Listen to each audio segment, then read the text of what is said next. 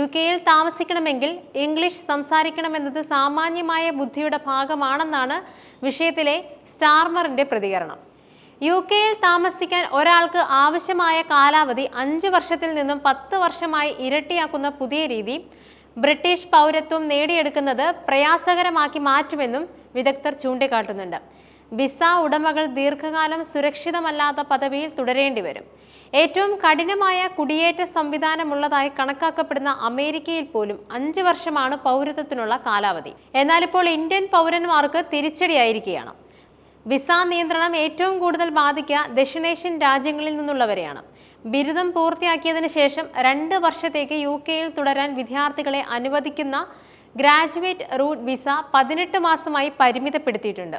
Graduate റൂട്ടിന്റെ ഏറ്റവും വലിയ ഉപയോക്താക്കൾ ഇന്ത്യൻ വിദ്യാർത്ഥികളാണ്.